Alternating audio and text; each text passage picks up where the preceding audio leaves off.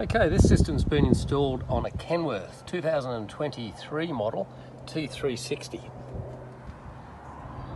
It's a 10-wheeler concrete agitator. As you can see, the Kenworth, beautiful truck.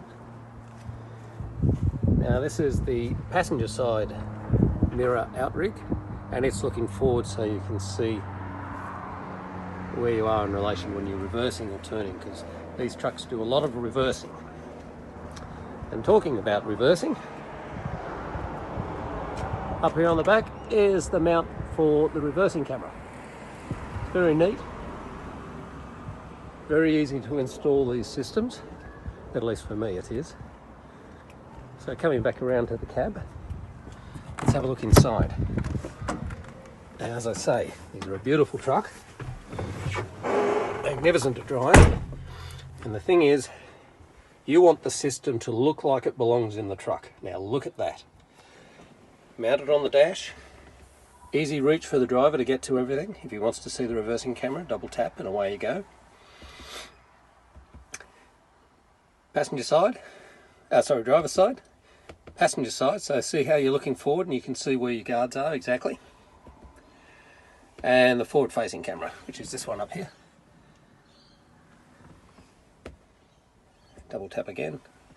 Now, if you want to change the method or way the screens are, you can either come into the main menu, which is over this side.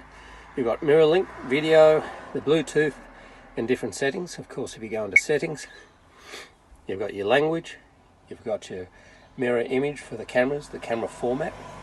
These cameras are 1080N. Very good camera. Very good camera. And you've also got parking monitoring, which is a great idea.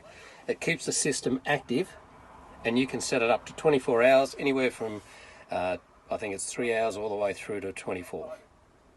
Great idea. This client also has his tablet there and his magnetic mount for his phone.